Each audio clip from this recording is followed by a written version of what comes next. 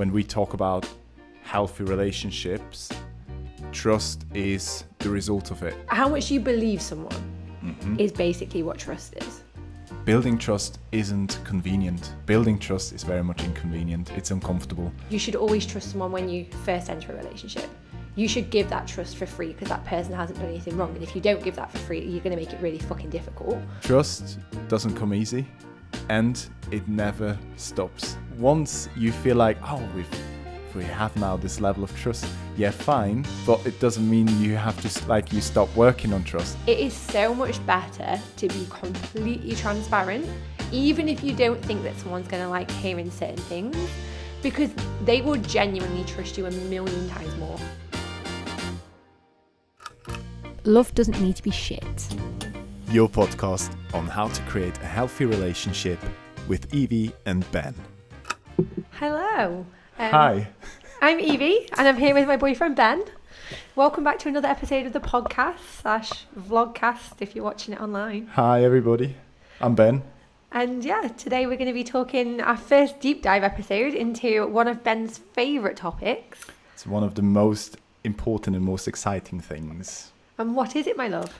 It's a word that starts with T, and it's not just a T-shaped person. It's a T like trust importance. So we're talking about trust. Yes, we will talk about trust. Trust in a relationship and why I think it is fundamental for a healthy relationship. Not just fundamental, love. What have you told me on several occasions? Oh, please remind me. What did I tell you? That trust is the only thing that matters. No, that's not true. That is absolutely not true. That is not true.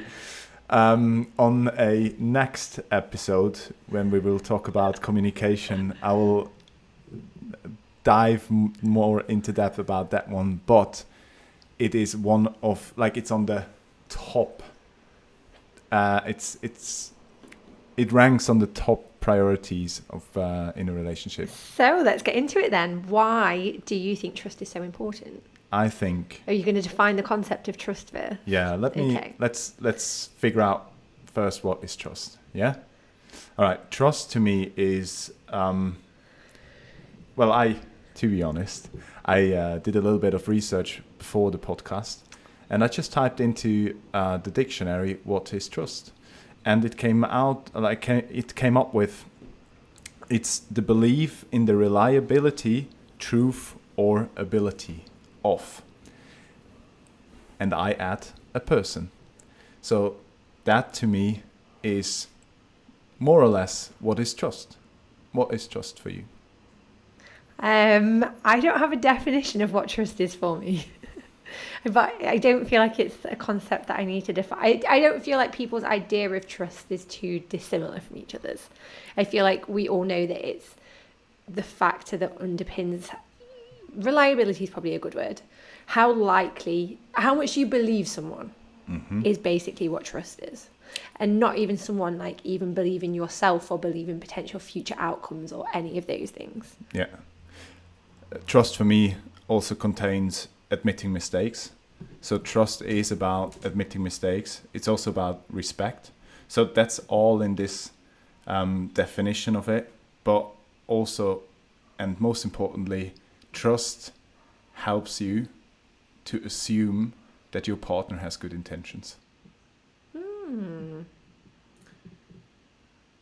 So with that being said, what is your perspective on trust? In a relationship?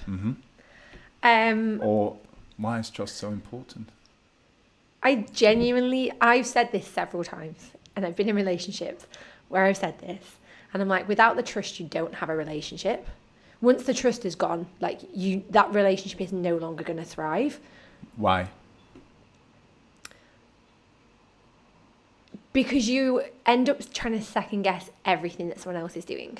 So whether it's that you don't trust someone, because trust can be a lot of different angles. So a lot of times when we talk about trust in relationships, people's primary thought that jumps to mind is whether you trust someone to be faithful. That's a huge, huge part of it. 100%, I agree with that. But then there's other factors. So do I trust that you actually like me? do I trust that what you tell me is true? Good question that she throws in there. Oh, I'm glad we're a year into our relationship, because if you said that after 6 months, like I might be wavering. 6 months even.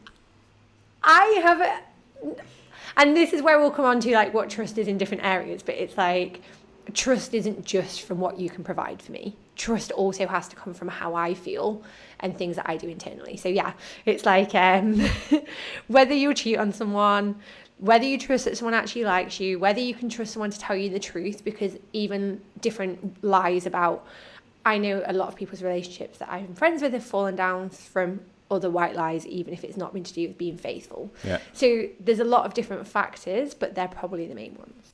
Yeah, I see that. I didn't write down the faithfulness in trust, but basically that's what a lot of people connect with trust. It's the connotation of trust, isn't it? What I wrote down about trust and why it is so important is on top of what you said, that it's about, when we talk about healthy relationships, trust is the result of it. So it kind of is, or I see it as a goal, but not as a tool. So you can't use trust like you just can create it. Like it should always be the thing you look forward to creating it, but you need different things in order to create it. So it's always the result of your actions, which brings me to the second point. You cannot love without trust, which is basically what you said. It's, well, if you tell me you love me, will I trust you that you tell me the truth? That's about trust, because as much as you can tell me, I decide whether to believe you or not. But on that point, I feel like you can love without trust. Like I can love someone else, but they're not going to receive my love. 100%. Yeah, okay. This is something I've written down and probably will tackle later on again. But also, trust resolves conflicts very efficiently. Because like when we have conflicts, let's say you're in a mood, and I feel Me? She's never in a mood. So let's say you're in a mood. Yeah. And I maybe have done something quote unquote wrong. Uh-huh. Let's say something you just like you have a nick about. You be like, he used the last Of the almond milk. Yeah, exactly. Yeah, I used your almond milk, and there's not enough almond milk for you to use for your breakfast. Uh-huh. Which I at this point didn't know, but then you tell me, and I then would ask you and be like, well, you maybe would tell me, but also you could be like just a bit more aggy. So you'd be like, something's wrong, blah, blah, like I would feel that something's up. And then I would ask you, what's wrong? Is there anything wrong? And you would tell me like, yeah, I didn't like that you used my almond milk and that there is not enough for the amount I planned in for my breakfast this morning. Which I then have to believe, like that there isn't anything else. I mean, classic example is, how are you? I'm fine. Oh yeah? So either I trust you that you're fine or not. Yeah, and that comes down to, like, yes, you need to be able to trust those things. And sometimes the initial response won't be, like, being fine. And this will be more on communication, which we'll speak about next time. But even if I say, yeah, I'm fine, and you're like, are you sure? Like, I can only tell you how I actually feel if I trust you to be able to tell you that as well. Yeah, exactly. 100%. Or if you tell me, or I ask you, what do you like to have for dinner? And you say, I don't mind. I believe you that you don't mind. So I'll say, all right, what am I on about? What's my preference for tonight? Oh, let's have pizza then. You know, but then I also would expect you to be like, yeah, that's all right with me. because you have no preference. Yeah. Last point, which is more of from a protective point of view, is trust is very important in a relationship because you want to feel safe with your partner and you don't want to feel threatened. You don't want to feel violated, and you don't want to feel hurt. And trust is a part of this protection. So if you're in a relationship where you trust each other, this is less likely to happen. Yeah, and it comes down to all of those angles. So it's like whether that's about someone being faithful or whether that's about like trusting how someone feels or any other factor. Mm-hmm. It's a case of making sure that you're always building that so that you can thrive in all angles of a relationship. And I feel like it doesn't matter which element of that relationship, of those factors that trust would go from. If trust is started to be eroded in one area, it applies to all of the others. So you get into more of a self-doubt cycle and a doubt about your relationship cycle if trust starts to get broken, because you start to question everything that someone else is doing. Mm-hmm. So it's like if you're building trust, you're on this upward cycle where everything's going great and you have this strong foundation that allows you to do more and more things together, where you're willing to step out of your comfort zone and you know that person's going to be there to support you, whether that's big life changes or anything else. Or you're eroding it and you're going in this downward cycle where you just pick fights for every little thing that exists. And you don't know why you're picking those fights, but it's usually because you just don't believe that person, or you don't feel like they're there to support you, or you don't feel safe in your relationship. I want to challenge you there. Challenge me. Go for it, dear. You said when you're building trust, you're on this upward cycle. Mm-hmm. How was it when we started to build trust? Was it easy? Was it an upward cycle?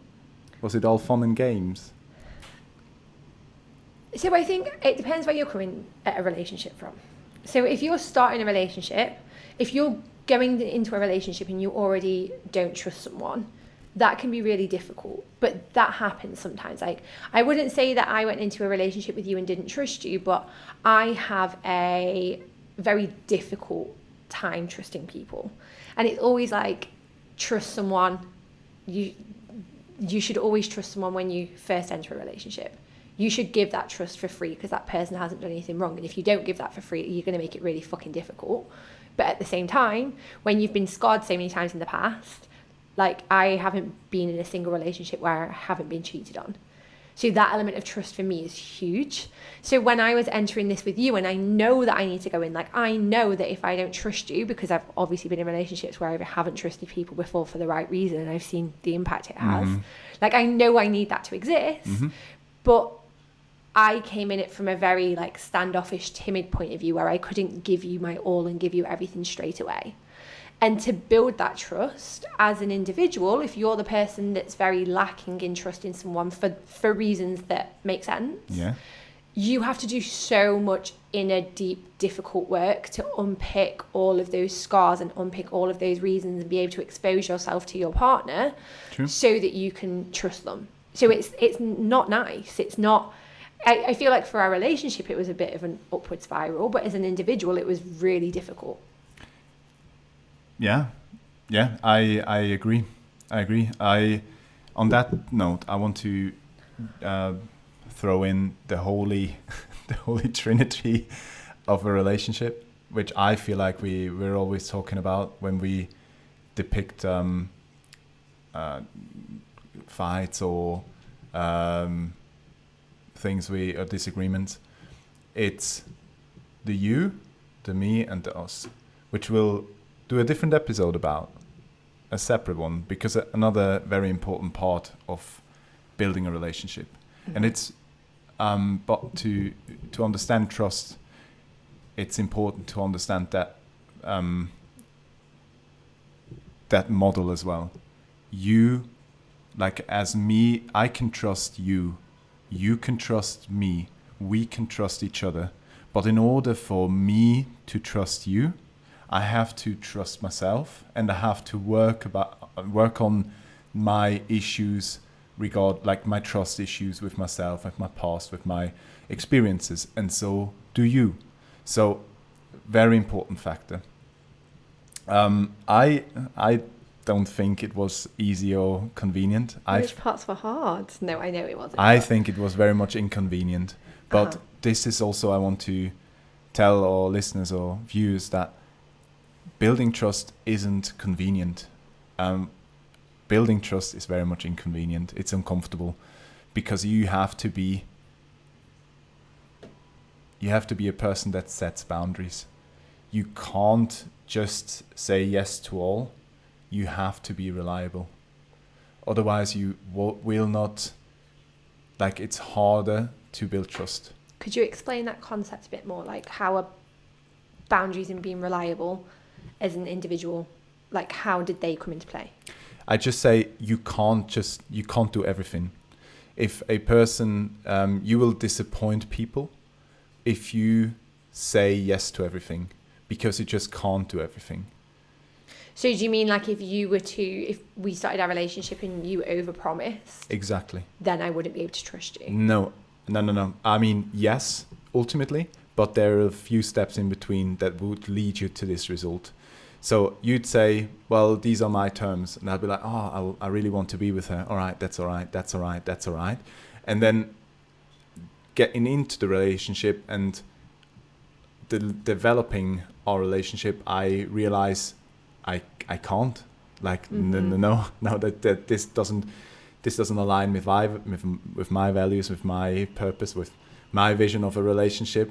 And then I feel like this is the effect of showing his or her true face, and all of a sudden it's like, you are not the person I thought you were, which then ultimately leads to, I can't trust you because you are not the person I thought you were. You said you were this, but you're not delivering on your promises. Which I agree with. And I think, like, with the concept we were speaking about, that we touched on last time, where we were talking about the fact that you need to do the self-work before you go into a relationship.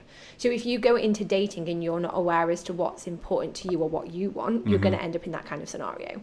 If you've already done the work, or if you're using dating as experiments and you're open from the start and you're saying like, hey, like, this factor might be important to me, this factor might not be, at least you can be having that ongoing conversation. If you're in that scenario, like you just described, trust isn't even your problem in that relationship. Like, that relationship just isn't, it's not about trusting the other person, it's just that you have different perspectives on what's important for you in a relationship. And therefore, like, yes, you might distrust that person because you're like, well, you said this and now you're saying this. But regardless, like, in that scenario, it doesn't matter whether trust is there or not. If, like, sometimes when we start dating people, we have this little love drug where we're like, oh my God, like, this person's the most amazing person I've ever met. And we get blind to everything else. But if you're both clear as individuals about the factors that are important to you, and then it turns out that someone wants something different, that's a reason to walk away anyway if you can't compromise on those factors. 100%. I totally agree with that. That's not about trust. Exactly. Again, like what I said at the beginning, is trust is the result. Mm-hmm. So you can't even walk the mile until you reach trust, so to say. But what I want to say is, one thing is, I totally agree with you. You have to reflect on yourself and be clear on your values. But even if you know your values, you still have to put in the action. You still have to be like in the uncomfortable discussion of, oh, so I really like you, you really like me. Let's have a chat about how we develop our relationship, which, by the way, the fewest couple have explicitly. But especially when you're younger, you're just like, oh, I really like this person. Like, they're funny, they're attractive. You have, like, and you don't know what you want from life, but different you story. Don't talk about it. Different story. But if you have this uncomfortable talk, it's trustworthier to have the uncomfortable stance of your own vision and goals and preferences, instead of just being like too afraid to lose this person, or to be able to go the next step with this person, but ultimately will lead to a lack of trust. Yeah, and we so many times you do that to start off with. You're like, not even in relationships, even in work context, in And not even about big topics, like even white lies. So like, for example, I was thinking about this the other day, you know, when I went to the hairdressers and they gave me my quote for like 70,000, and then I was like, we're in Argentina. That's about 70 quid. And then when I was coming back, I was like, oh my God, he's going to ask me how much I actually paid. And I know that I paid £90 and like he quoted me 70, but I'm so British that I was just like, okay. And then I was like a bit embarrassed inside that I hadn't stood my ground. And I know that you wouldn't care. But if I was in a relationship early on with someone, even small things like that, I'm like too scared to tell someone because I'm like already like kind of ashamed myself. And we never did this at the start of our relationship, like not even the smallest white lies. So many times if I'm embarrassed about something, I don't want to tell you because I'm like, oh, I'm so embarrassed. But actually it's been one of the best things for our relationship that we just, these things aren't important. Me too. I told you the most embarrassing things and you laughed about it and it was fine. Like it created this bond between us. And so did you. You were like, did that, and I was like, you are such a tool. But then it's like, instead of having this like shame and this guilt and feeling like you can't talk to someone about everything, you realize that you've got this partner and this person that will laugh about these things with you, that will support you, and you feel better. Which is the paradox. The one thing is the logic that you think, oh well, if I tell, then logically it will seem like I'm a silly person that I don't have any control over my life, but it actually does the opposite. It's like, oh, you're just a human being as I am. 100%. Like we all are just human beings making mistakes to the left and right and every step we go. No one ever, well, someone might do, but then I believe they're a dickhead. Like, more often than not, you tell someone these things and people, whether it's a relationship or something else, no one's like, oh, fucking idiot. Everyone's like so relieved because they're like, oh my God, I do that too. I'm so glad it's not just me. Like it's more of a connecting thing. So, exactly. And the same applies, like the same technique or the same mechanism applies to a relationship. Yeah. Having said that, another way to build trust in a relationship is, alongside walking the talk and being honest, is what we just said, is to listen actively. Like active listening is a very important thing to show that you care and that you show that you can be trusted. So I thought like, oh yeah, that is interesting. You know, it's like if you show that you are, active listening, like it's just like, oh yeah, I'm so intelligent. Everyone claims that for each other, for themselves, but it's actually about being genuinely interested in someone else. So it really is like, oh yeah, like, but how? But not just running a program, but actually listening, and which is engaging. Go on. So yes, the act of listening is important. But I think one of the fundamental parts that comes before that is when you're engaging in a relationship, is that you're engaging in it not because that other person makes you feel good or like you just fancy them. It's I hate the word fancy. I can't believe I just said that. It's so cringe. Yeah, you find them attractive. No, yeah, and then you give them a snog. Oh, all of my least favourite words. But when you're engaging in a relationship, if you're not going in because you care about that person, like you already have to go in being like, I care about this person. I want them to feel safe. And if you can create that kind of environment, so one of the things that helped me when we were first starting our relationship was that you actively listened to me, but also like I could give you... Not anymore. Sometimes, no, honestly, especially if I ask you a question, like, do you want me to make you breakfast? No. Anyway, by the by, Ben can be a grumpy teenager from time to time. That is true. If he's engaged in any other activity. But anyway, like you are a good listener if we're having important conversations. And when we first started our relationship, like I say, like I'm very scarred and trust was very hard for me to give straight away. And the tools and techniques that I found really helpful was to expose pieces of information to you bit by bit. So things that I felt scared and vulnerable about.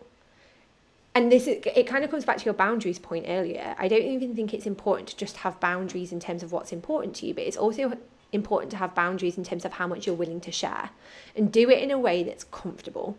And you're still stepping out of your comfort zone. Like every once in a while I'd share pieces of information with you and I'd like, want to crawl up and cry Yeah. for 2 hours because it's horrible. You're having to revisit parts of your past that you don't want to. But every time that I did this and exposed pieces of information to you, you responded to me in a way that was way more receptive and caring than I've ever felt in a relationship before.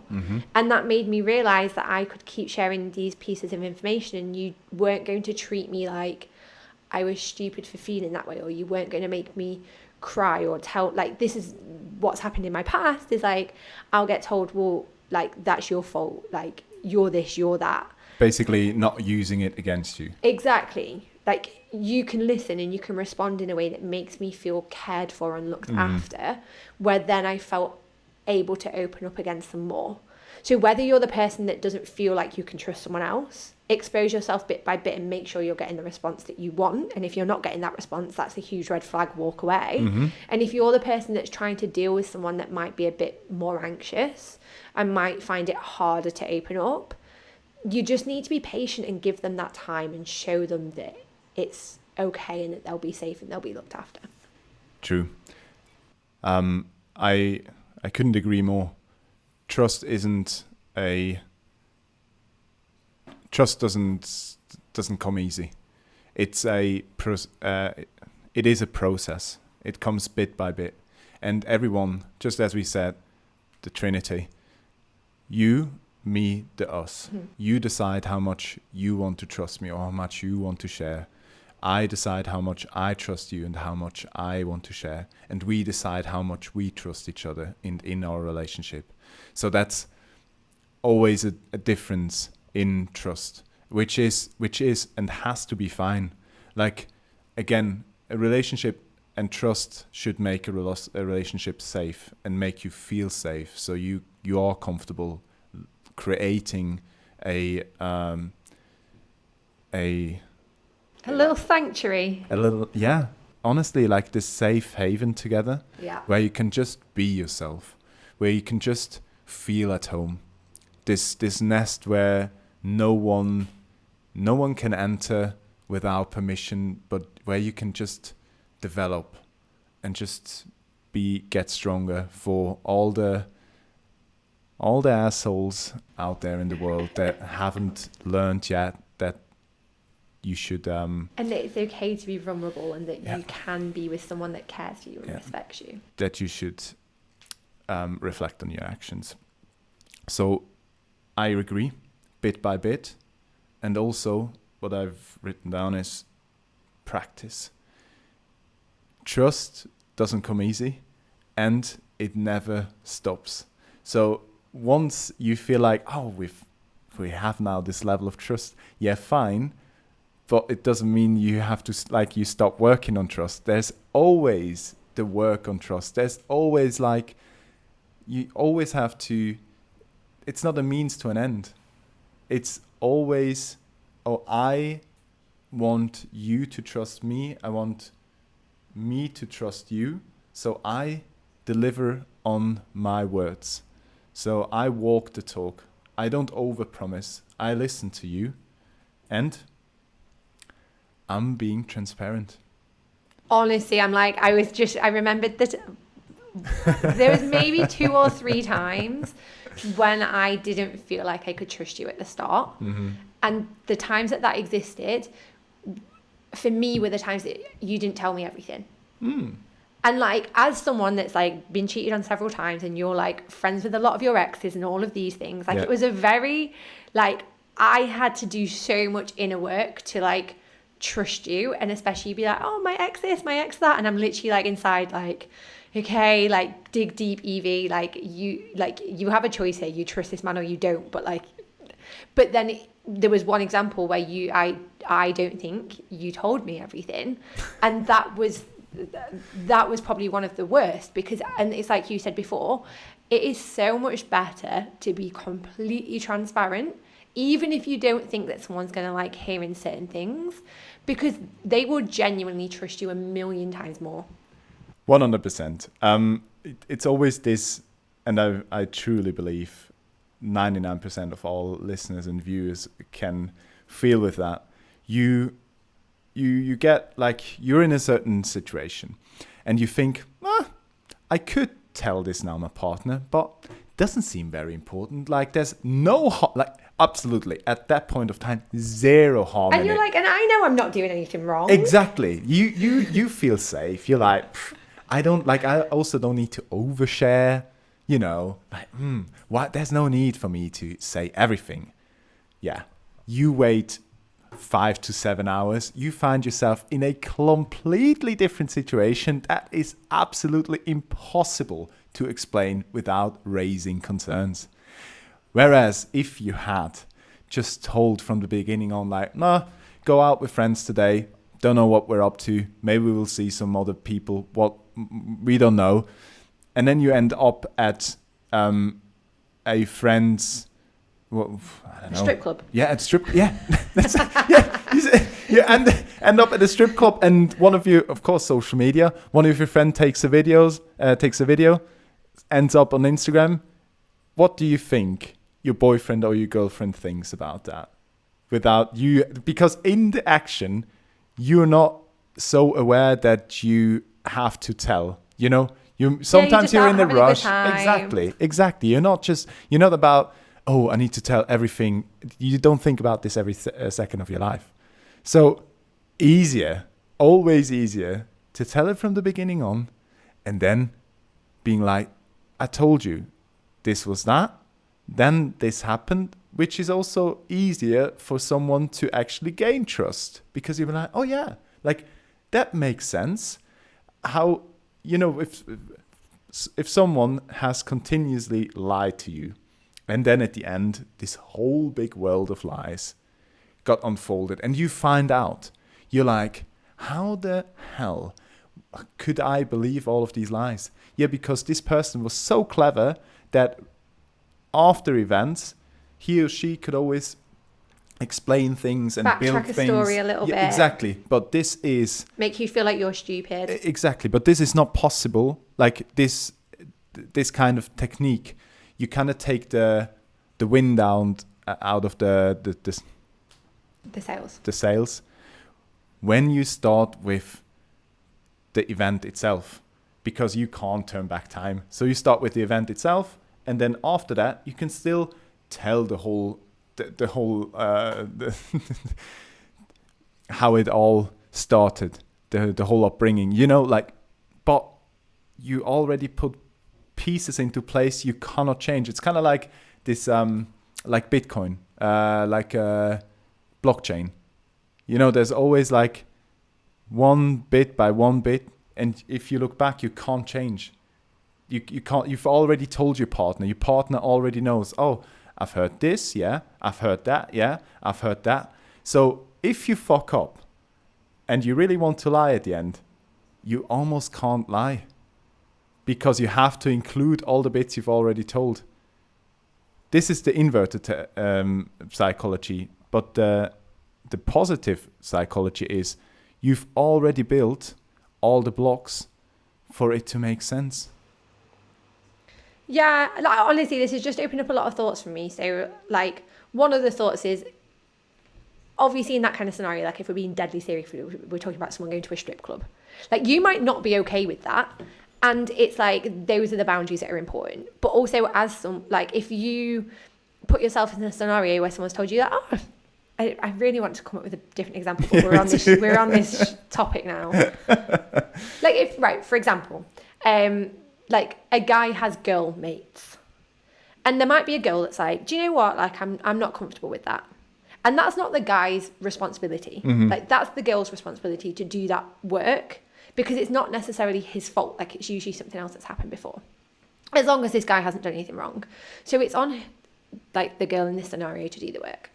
But then if she said that she's not happy with something, this goes back to what you were saying at the start. Like, someone has to say, well, okay, but like, this isn't then going to work because I'm not going to give up my friends for you, or vice versa. Like, if that person says, oh, okay, like I won't see them, but then you go and see them because you're too scared, it's still not going to work. So it's like, if you're clear about these boundaries, the other person has to be really clear, and you have to draw those lines. Good one. Okay, let me jump in there to change this example we had in the first place. So let's say I have, or you have a mate, I'm not comfortable with. I feel like he's trying to pull you, all right? So he's trying to hit on you. So I tell you from the beginning, I'm like, got a bit of a weird feeling with this guy. And you're like, no, he's sound. Like, don't you worry about him. I'm like, just saying, like, I would be more comfortable if you wouldn't go out with this guy. And you're like, all right, do you know what? Like, we're not too close. Like, he's a friend of a friend of a friend. Doesn't matter to me. Sure. I'm like, all right, cool. Few weeks pass. You are about to go on a night out with one of a friend of a friend of a friend of this guy. And you could either then tell me, oi, I'm about to go out with this friend. This friend is friends with this other guy. We could bump into this lad, just letting you know. Or you could decide to, like, is that important? Nah, we probably not. We will.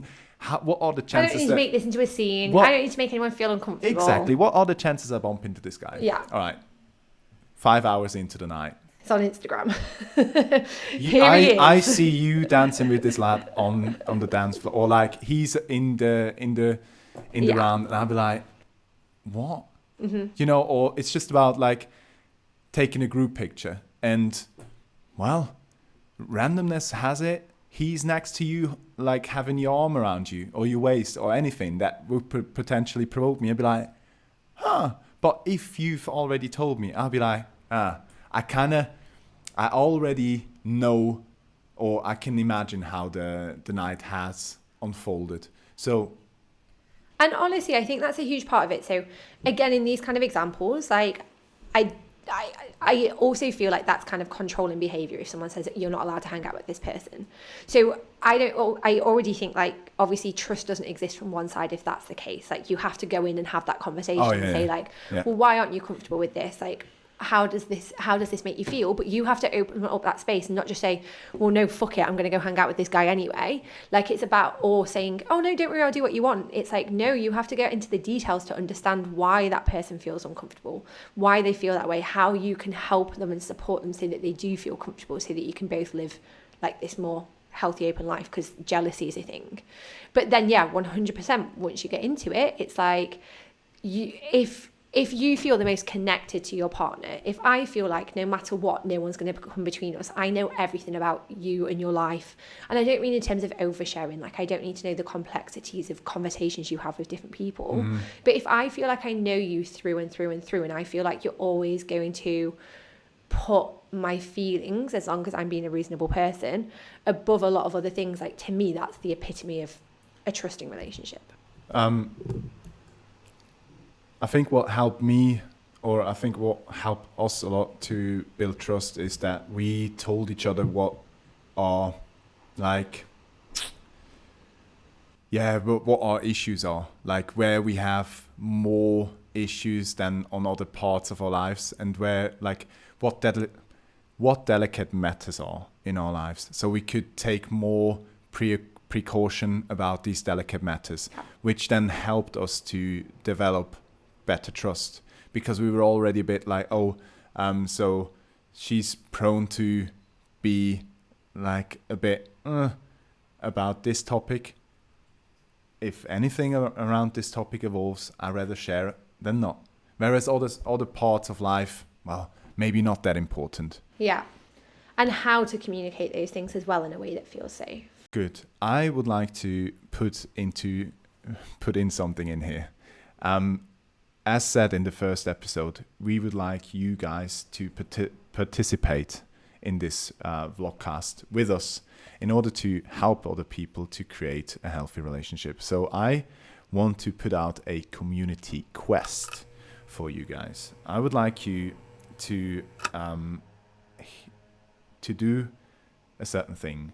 Next time when you hear, "What's wrong, honey?" And you get a standard answer like, "Oh, nothing, fine."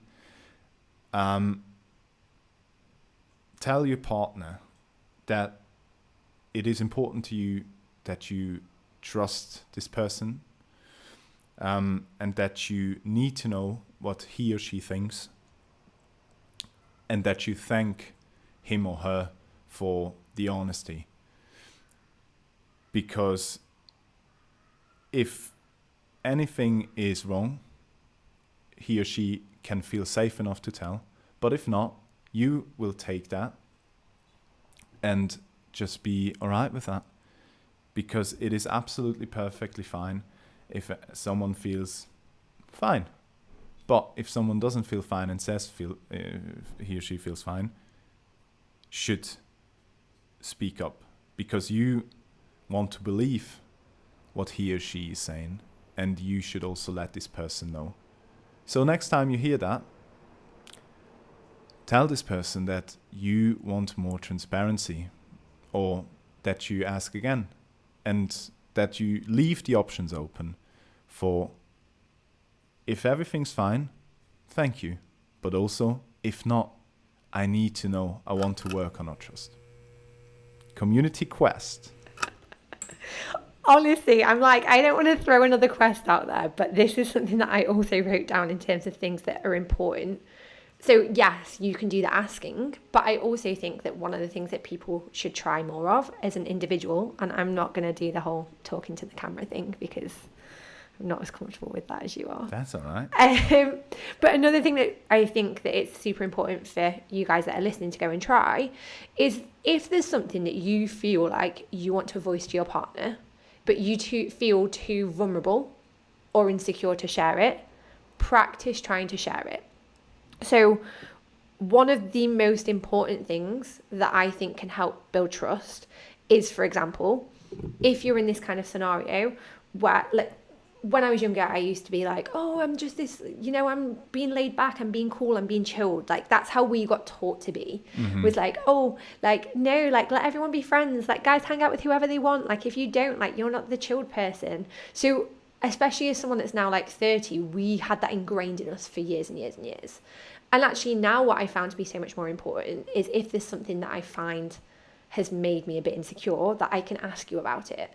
Like, oh, love, like, I saw you at blah blah blah the other day, like, would you mind just like give me a bit more information, or like, can I just ask why, or can I ask this question because I felt like this?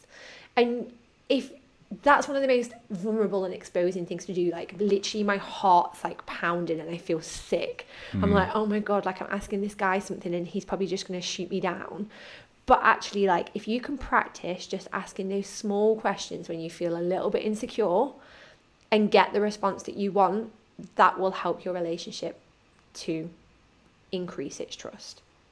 So another little quest, practice doing that. Okay.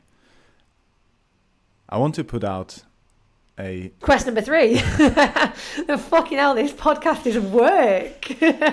People have got homework for next week. Working on your relationship and creating a healthy relationship is work. True. Yeah. True. So yeah, I want to follow up on what you said. Practice transparency. Try, just as Evie did, try to share minor things, like small bits that are still important to you, but not the big chunks yet. And ask your partner to do the same. So you both just go bit by bit, step by step, alongside that journey of trusting each other more and more. And be honest. Be honest with your answer, even if you know it's uncomfortable for your significant other. Yeah. And honestly, with that comes the trust of being willing to walk away from a relationship if it's not serving you. And I think that's what a lot of us lack.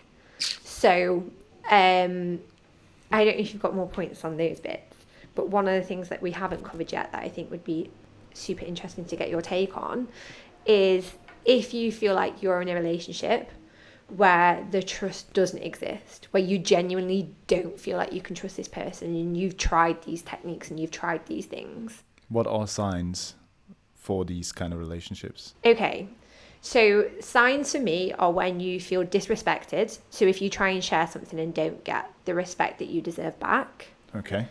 White lies. So any small lies about anything, whether that's... Do you like pizza? Yeah, sure. Yeah, or like, oh yeah, I was just like hanging out with my mates yesterday, but you might have been hanging out with someone else, even if that's someone I don't like, for example. Yeah. Like any kind of, or you just went to the pub, or you had a beer with your mates after football, Yeah. even though you said you'd come home. Like these kind of small things where you don't want to, you think it's easier to avoid the situation. Yeah. So like those two bits, I have some more if you like. go for it. Which is interesting because we didn't talk about our preparation beforehand. No, these are fresh topics where we both do our own thinking and then cover it off. So we might have fights from time to time. You were very much talking about yourself, like your perspective, the me situation. I'm talking from me to you. If someone is jealous, if someone is overprotective, if someone is a control freak, like these are very strong signs that someone is not trusting someone else. Yeah. And not only in love relationships, but also in work relationships. Different topic. But if you are overprotecting, you don't trust someone having the ability to do it themselves. Same with children, by the way. If you are jealous, you don't trust this person to make the right choices. And if you are, a control freak, it's a bit of a mix between jealous and overprotective. Yeah. You want someone to like you, kinda. Yeah, you're like people pleasing, or you want things done your way, and you're not going to create and build the environment you want because you're trying to control it and you can't. You're not trusting the other person to make the choices towards you. Yeah. Yeah.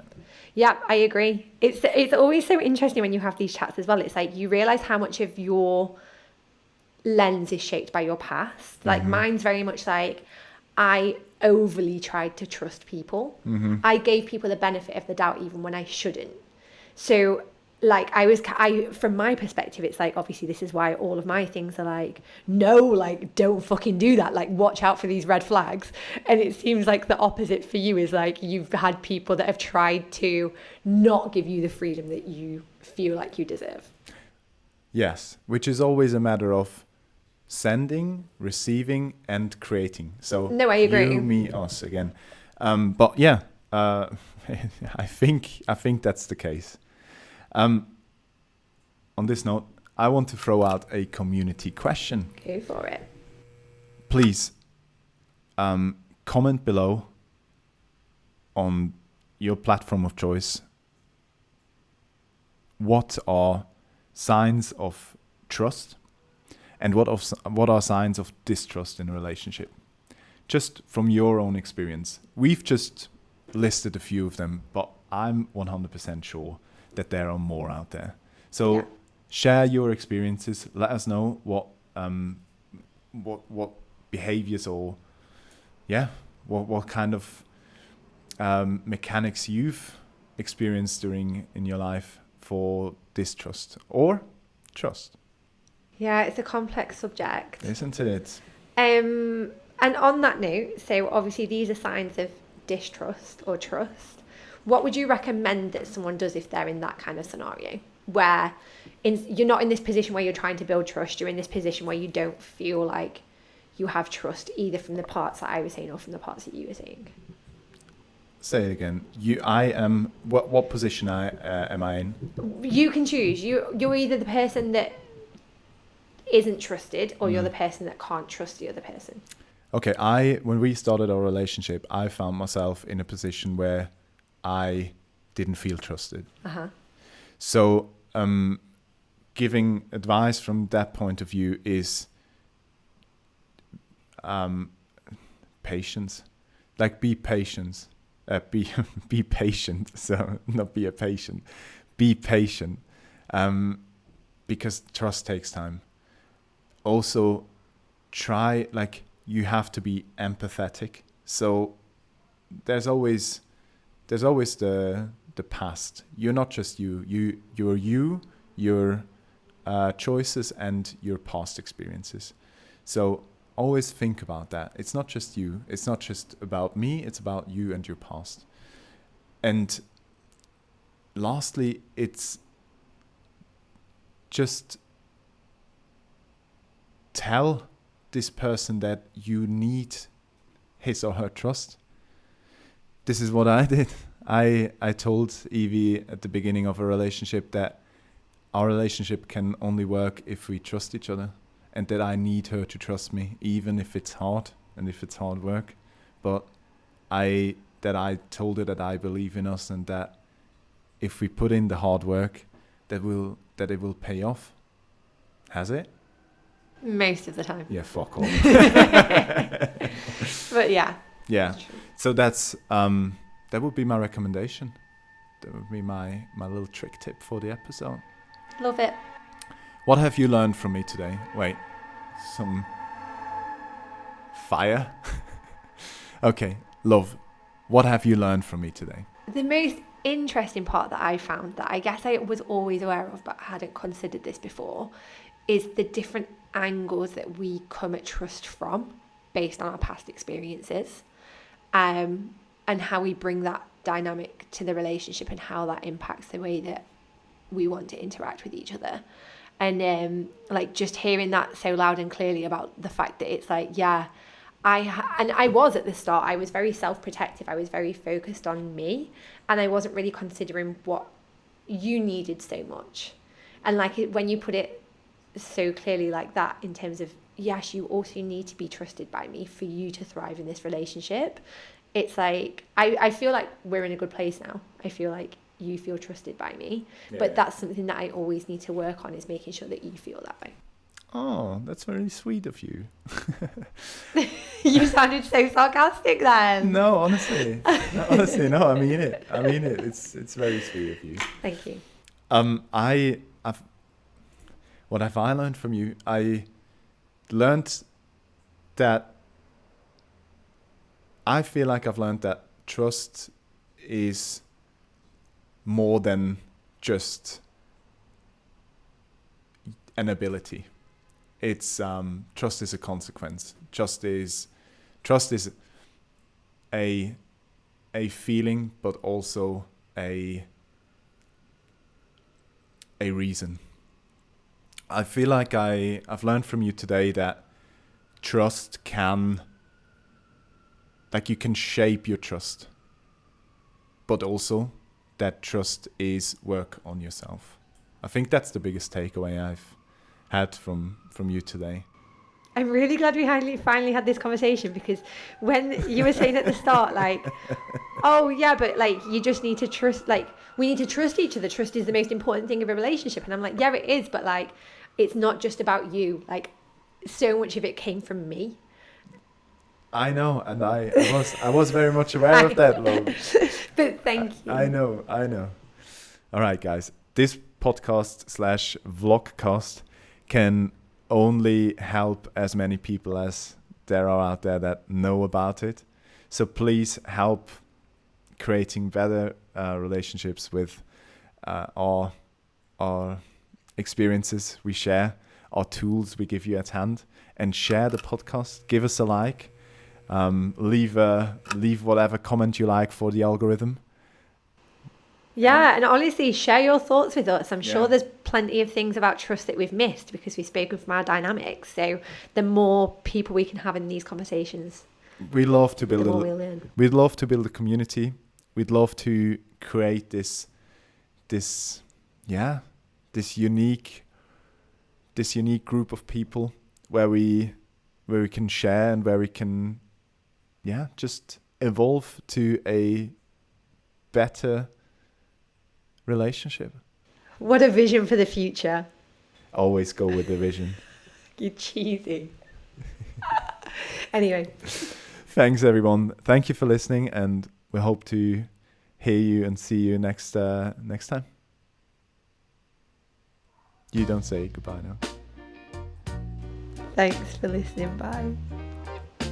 You sarcastic cow. I'm always when I know we're still recording, but like when I was doing my other podcast, me and Michael were doing a retro the other day. We're the worst at introducing ourselves, and the worst we're like, so thanks. Like it's like the awkwardness of hanging up a Zoom call where you can't press leave. Let's practice right now. Okay. All right. Thank you everyone for tuning in, for listening to our stories, to our tools, and thank you. We'd love to hear your thoughts. Yeah, and we hope you tune in the next time when it's Ben and Evie again sitting at the table and talking about emotions and healthy relationships. Bye. Is that our next topic? You just mean in general emotions and healthy relationships. Anyway.